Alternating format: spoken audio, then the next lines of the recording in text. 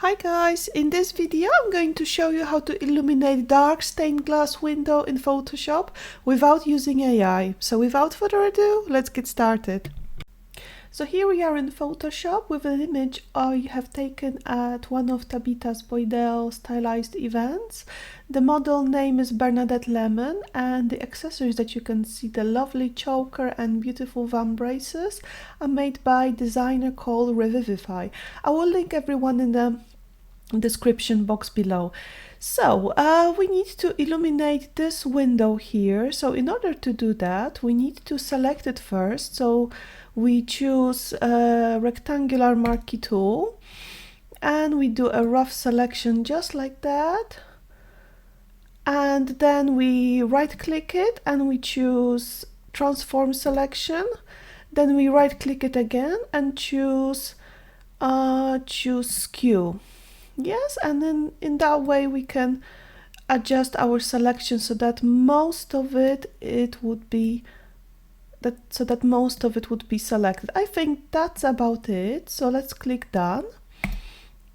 And now we need to make it a lighten. So let's choose from the adjustment with our selection active. Let's choose adjustments, and from adjustment we will choose exposure. So let's choose exposure, let's click on that, and we want this around, let's put it up. So let's put up the exposure and see how nicely it will illuminate. So for this one I will put it up to, I think, up to around 585 would be our baseline. Yeah, so and now what we need to do is we need to go slightly beyond it so that the light leaks from the window. So in order to do that, let's take our brush, let's put it as flow as 1, opacity 100, and make sure that it's soft round brush. Yes, so with soft round brush selected, let's make it smaller by clicking the brackets key on the Windows. On the Mac I think it's the same, the bracket key. Well, okay, so let's spill the light. So with the layer exposure selected, let's click it so that it's white on this panel, and let's extend the light just like this. Let's paint the rays a little bit. So let's paint it here. I think the light will go from there a little bit, and this part I think would be illuminated, so we can spill the light on this parts of our image, on the windowsills. And let's, using the soft strokes, let's just make it spill out of the window. And I think from the above too, so that when the window goes up, it also produces some rays of light.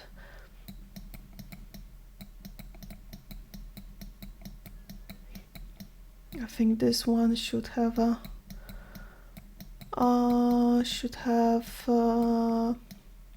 brighter image. So what we can do is we can go to our exposure layer again, and we can up it up even more. Let's say up to 643, 614 would be nice. Yeah, and we can still continue our brush work. So let's spill the light here, let's spill the light there, and we can add some of the light where it hits on our model. So we can do the light, let's say, in that particular area on a headdress, somewhere maybe here on her shoulders a little bit, so that it looks more natural. Okay, that looks good. And at this point I would also like to address some point that not all of the stained glass window is actually transparent. There are some bindings between the glass pieces that are certainly not transparent, so they shouldn't be illuminated so much. So what are we going to do? So we have to draw them in. I know it's a painstaking process because we have to draw in all the binding between each pieces of glass, but believe me, it is worth it and it will add realism to our image.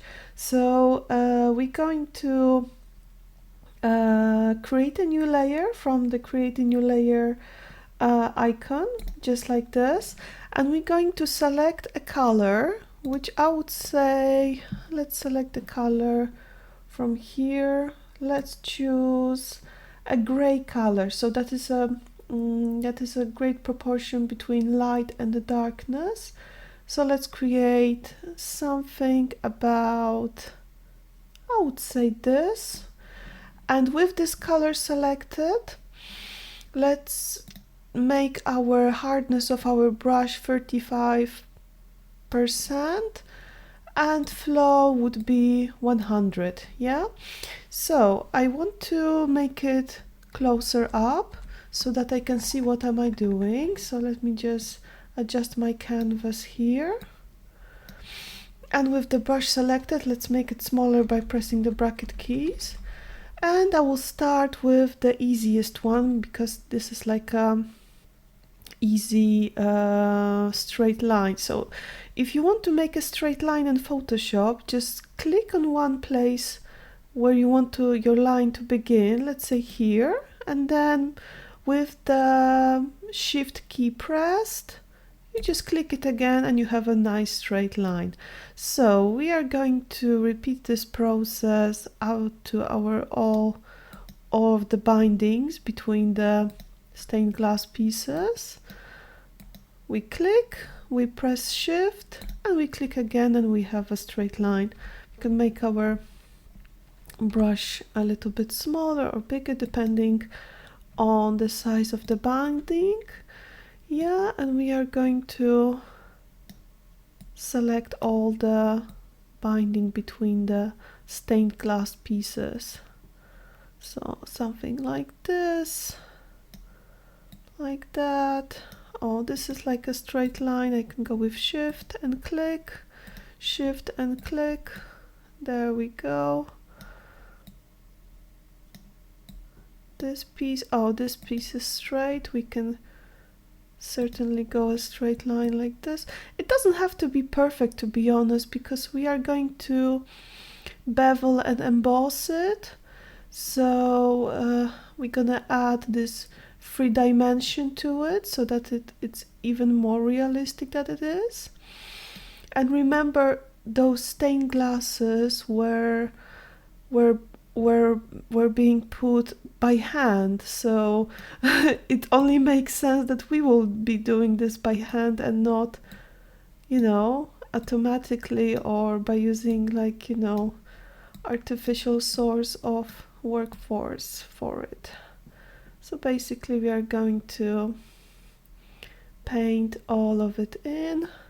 Luckily my window is not that big. I only have a tiny chunk of it, to be honest, visible in my image. But if you want to illuminate a big stained glass window, well, then I suggest you just do it. Yeah, you can relax during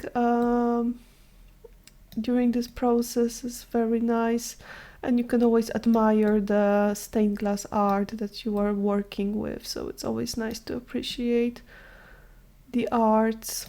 In these places like this, when there's like a heavy binding, you need to, of course, brush it even more. Yeah, so in this place, oh, we are, I think, halfway done with this. Okay, I will put this one here. Let's put this here. And the reason we did the exposure and the sun rays, well, the light rays from the glass window before we did this is because otherwise we wouldn't be able to see it so much, you know. I took this image and it was after 5 p.m. and it was the end of January, so you can imagine that the light was hardly non-existent during that time, so I wasn't able to see all the details from the stained glass window. Okay, I think that looks fine. So we didn't miss any of the places, so there we go. What we can do now is we can bevel and emboss it. So we go into FX icon here, we click bevel and emboss like this. And what we can choose from here is we have inner bevel. So let's choose inner bevel because it's like, you know, beveling from inside of it.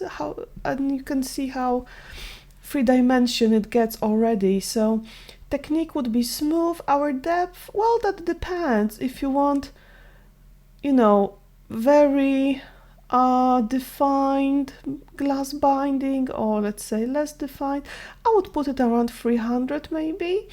Direction up or down, this actually depends on the light source of your glass window. So for me I will put it down, or maybe I will put it up. Yeah, up would be better because the light goes from the above. Size, it depends, you can play with that. I would just basically put it at maybe 6. Soften, I would just leave it at 10. And highlight mode, color dodge, shadow mode, multiply, opacity 52, and for color dodge, opacity will be 66. If you want, you can raise it up a little so that it's more illuminated, up to 70. 70 would be okay. So we press OK on that. Okay, that looks good. As you can see, it's looking much more realistic than before.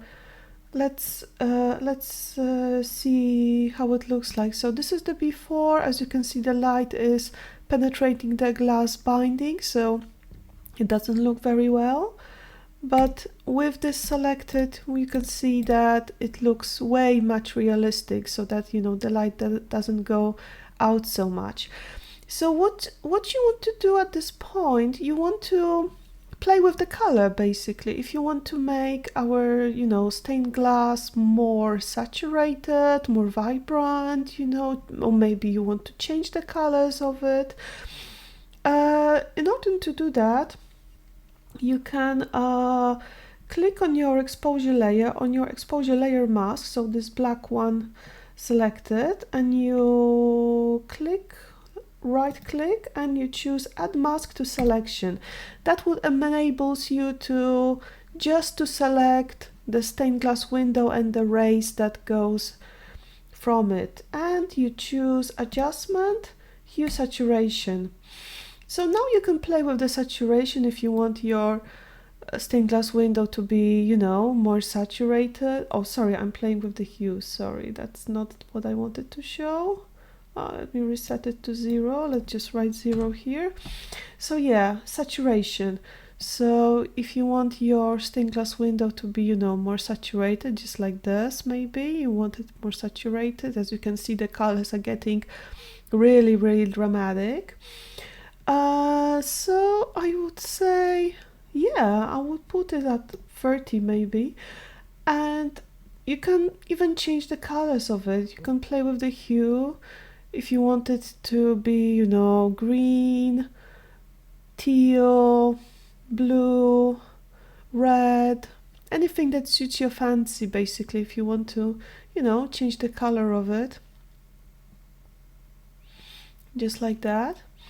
And if you want to maybe, you know, change the color to something from the environment, let's say you want to match the model's you know, sleeves and her dress color, you can just play with colorize. So you just click colorize on the hue saturation checkbox, and as you can see, it gives you color which is like consistent in one hue basically. So you can up the saturation for it, and you can adjust the hue to match the model's dress.